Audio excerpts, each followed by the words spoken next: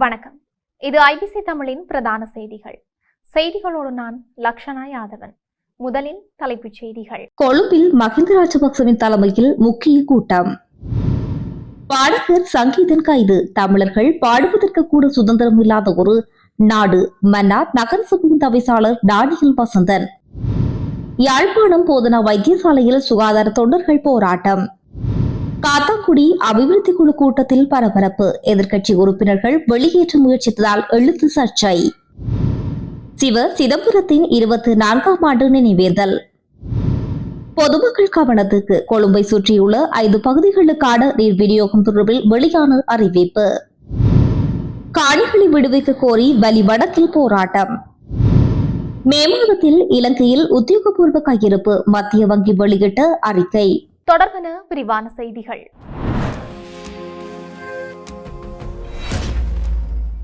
முன்னாள் ஜனாதிபதி மஹிந்த ராஜபக்சவின் தலைமையில் பொதுஜன பெரமுனவின் செயற்குழு கூட்டம் கூடியுள்ளது.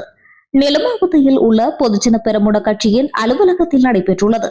முன்னாள் ஜனாதிபதியின் தலைமையில் நடைபெற்ற இந்த செயற்குழு கூட்டம் கட்சியின் அலுவலகத்தில் ஏற்கனவே நடைபெற்று வருவதாகவும் தெரிவிக்கப்படுகின்றது. பொதுஜன பெரமுன கட்சியின் பொதுச் செயலாளர் சாகர காரியவசம், முன்னாள் நாடாளுமன்ற உறுப்பினர் ஜோன்சன் பெர்னாண்டோ உள்ளிட்ட பல செயற்குழு உறுப்பினர்கள் இதில் கலந்து கொள்ள உள்ளதாக தெரிவிக்கப்படுகின்றது. தமிழ் இளம்பாடகர் ஹிப்ஹாப் சங்கீத் பயங்கரவாத தடை சட்டத்தின் கீழ் கைது செய்யப்பட்டிருக்கின்றார். உண்மையிலே தமிழர்கள் பாடுவதற்கு கூட சுதந்திரம் இல்லாத ஒரு நாடு எமது நாடு மாறிக்கொண்டு வருகின்றது. இந்த விஷயத்திலே உண்மையிலே அவர்களை பயங்கரவாத தடை சட்டத்தின் கீழ் கைது செய்வதை வன்மையாக நான் கண்டிக்கின்றேன் என மன்னார் நகரசபையின் தலைவர் டானியல் வசந்த் தெரிவித்துள்ளார். மன்னார் நகரசபை தலைவர் என்ற ரீதியில் ஒரு தமிழன் என்ற ரீதியிலே உண்மையிலே வன்மையான கண்டனங்களை நான் தெரிவித்துக் கொள்கின்றேன்.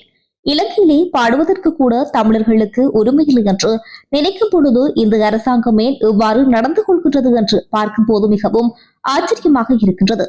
தமிழர்களுக்கான உரிமையை கொடுப்போம் என சமூக உரிமையை வழங்குவோம் என்று சொல்லி வந்த இந்த அரசாங்கம் என்று பாட்டு பாடியதற்கு எமது இளைஞர் ஒருவரை கைது செய்திருக்கின்றார்கள்.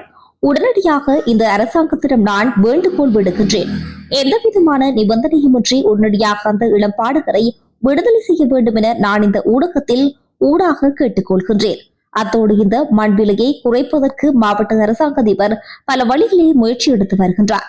நானும் அந்த முயற்சியிலே ஈடுபட்டேன். அந்த முயற்சியின் பலனாக 51,500 ரூபாய்க்கு மண் வழங்கப்படும் என மக்களுக்கு நாங்கள் சொல்லியிருந்தோம். ஒரு சிலருக்கு மட்டும் இந்த மண் இப்பொழுது கிடைக்க பெற்றிருக்கின்றது.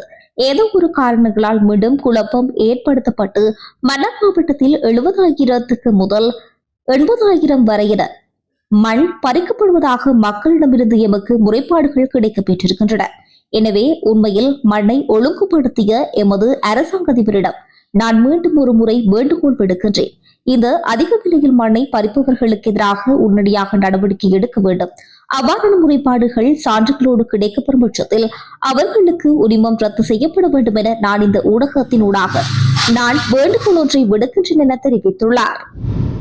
யாழ்ப்பாணம் போதனா வைத்தியசாலையில் சுகாதார தொண்டர்கள் நிரந்தர நியமனம் கோரி இன்று கவனஈர்ப்பு போராட்டம் ஒன்றை முன்னெடுத்தனர்.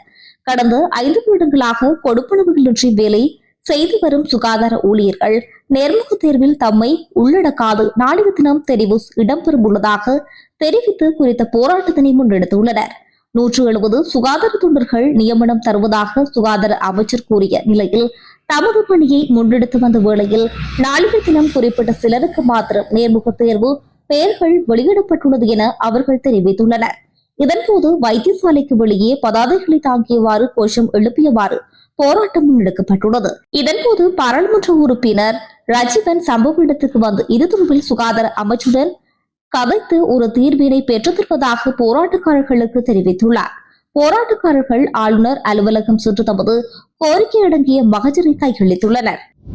மட்டக்களப்பு காத்தாங்குடி பிரதேசத்தில் நடைபெற்ற பிரதேச அபிவிருத்தி குழு கூட்டத்தின் போது ஏற்பட்ட பரபரப்பான சம்பவம் அரசியல் மற்றும் சமூக வட்டாரங்களில் பெரும் கவனத்தை ஈர்த்துள்ளது.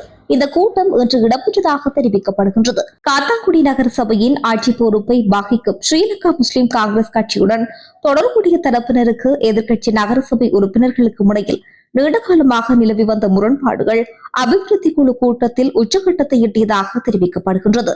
எதிர்க்கட்சியை பிரதிநிதித்துவப்படுத்தும் நகரசபை உறுப்பினர்களான கலிஃப் பாரி, ஃபர்ஷாத் மற்றும் முஜீப் ஆகியோர் கடந்த காலங்களில் காத்தாக்குடி நகர சபையின் நிர்வாக நடவடிக்கைகள், அபிவிருத்தி திட்டங்கள் மற்றும் அரசாங்கத்தால் ஒதுக்கப்படும் நிதிகளின் பயன்பாடு தொடர்பில் பல்வேறு கேள்விகளை எழுப்பி வந்ததாக கூறப்படுகின்றது. மேலும் சில அபிவிருத்தி திட்டங்களின் பெயரில் அரசு நிதிகள் மற்றும் வெளிநாட்டு நிதியுதவிகள் முறையாக பயன்படுத்தப்படவில்லை என்ற குற்றச்சாட்டுகளையும் அவர்கள் தொடர்ச்சியாக முன்வைத்து வந்ததாக தெரிவிக்கப்படுகின்றது. இந்த விடயங்கள் தொடர்பாக ஊடகங்கள், பாதுகாப்பு தரப்புகள் மற்றும் அரசு உயர் அதிகாரிகளுக்கு தகவல்கள் வழங்கப்பட்டதாக எதிர்க்கட்சி உறுப்பினர்கள் கூறியுள்ளனர்.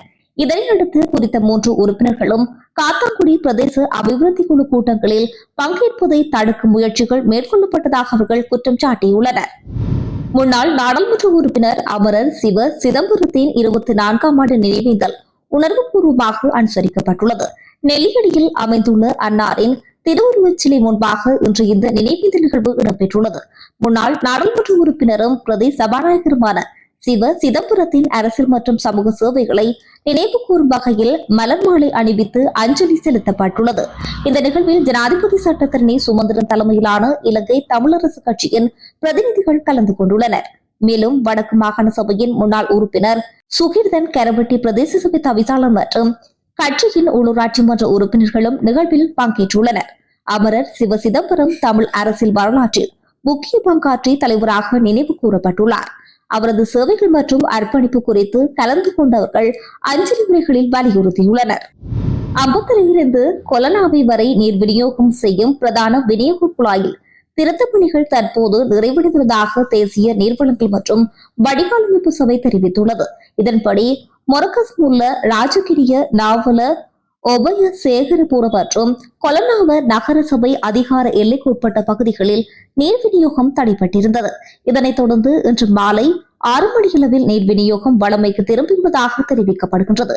அத்துடன் காலையில் ஏற்பட்ட பிரதான நீர் விநியோக குழாய் திடீர் உடைப்பு காரணமாக மேற்குறிப்பிட்ட பகுதிகளில் இரவு 8 மணி வரை நீர் விநியோகம் தடைபடும் என தேசிய நீர்வளங்கள் மற்றும் வடிகாலமைப்பு சபை முன்னர் அறிவித்திருந்தது. தற்போது சீரமைக்கும் பணிகள் நிறைவடைந்துள்ளமையால் நீர் விநியோகம் வழமைக்கு திரும்பியுள்ளது. வலிவடக்கு பகுதிகளில் உயர் பாதுகாப்பு வலயமாக உள்ள தமது காணிகளை விடுவிக்க கோரி போராட்டம் ஒன்று முன்னெடுக்கப்பட்டுள்ளது. குறித்த போராட்டமானது இன்று இராணுவத்தினரின் கொமாண்டோ பங்களா முன்பாக நடைபெற்றுள்ளது. வலிவடக்கில் 249, 256, 248, 251 மற்றும் 255 ஆகிய கிராம சேவகர் பிரிவைச் சேர்ந்த மக்கள் கடந்த 1990 ஆண்டு ஜூன் மாத காலப்பகுதியில் அவர்களது சொந்த இடங்களில் இருந்து வெளியேற்றப்பட்ட பின்னர் அந்த பகுதி உயர் பாதுகாப்பு வலயமாக காணப்படுகின்றது. யுத்தம் நிறைவடைந்து 17 வருடங்கள் கடந்த நிலையிலும் அந்த பகுதியில் இருந்து பாதுகாப்பு தரப்பினர் வெளியேறாத நிலையில் அவை உயர் பாதுகாப்பு வலயமாக காணப்படுகின்றது. இந்த நிலையில் தமது 650 ஏக்கர் வரையிலான காணிகளை விடுவிக்குமாறு பல வருடங்களாக காணி உரிமையாளர்கள் போராடி வரும் நிலையில் காணிகள் விடுவிக்கப்படாத நிலையில் காணிகளை விடுவிக்குமாறு ஒவ்வொரு வெள்ளிக்கிழமையிலும் போராட்டங்களை முன்னெடுப்பதாக காணி உரிமையாளர்கள் முடிவெடுத்துள்ளனர். இந்த நிலையில் இன்றைய தினம் வெள்ளிக்கிழமையும் போராட்டத்தினை முன்னெடுத்துள்ளனர். இதன்போது நாடாளுமன்ற உறுப்பினர் துரைராஜா ரவிகரன், முன்னாள் நாடாளுமன்ற உறுப்பினர் செல்வராஜா, கஜேந்திரன், காணி உரிமையாளர்கள், பொதுமக்கள் என பலரும் கலந்து கொண்டுள்ளனர். இலங்கை மத்திய வங்கியின் தகவலின்படி இலங்கையின் உத்தியோகபூர்வ கையிருப்பு சொத்துக்கள் ஏப்ரல் மாதத்தில் இருந்து 6,766 மில்லியன் அமெரிக்க டாலரிலிருந்து மே மாதம் 2026 1.6% அதிகரித்து 6,873 மில்லியன் அமெரிக்க டாலராக உயர்ந்துள்ளது. சீன மக்கள் வங்கியின் பரிமாற்ற ஏற்பாட்டில் இருந்து கிடைக்கும் வருமானமும் அதில் அடங்கும் என்று மத்திய வங்கி குறிப்பிட்டுள்ளது. ஏப்ரல் 2026 அமெரிக்க டாலர் 6.759 பில்லியனாக குறைந்திருந்த கையிருப்பு மே மாதத்தில் மீண்டும் உயர்வடைந்துள்ளது. வெளிநாடுகளில் பணிபுரியும் இலங்கையர்களின் பண அனுப்புதல், சுற்றுலாத்துறையின் நிலையான வருவாய் மற்றும் இலங்கை மத்திய வங்கியின் மூலோபாய வெளிநாட்டு நாணய கொள்வனவுகள் ஆகியவை இந்த உயர்வுக்கு முக்கிய காரணங்களாக குறிப்பிடப்படுகின்றது.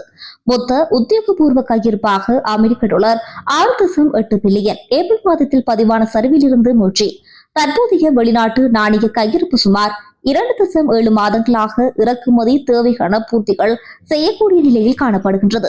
சர்வதேச நாணய நிதியத்தின் ஆதரவானது இலங்கையின் பொருளாதார நிலைப்பாட்டை மேலும் வலுப்படுத்தும் வகையில் சர்வதேச நாணய நிதியம் தனது விரிவாக்கப்பட்ட நிதி வசதி திட்டத்தின் 5 மற்றும் 6ஆம் மதிப்பாய்வுகளை வெற்றிகரமாக நிறைவு செய்துள்ளது.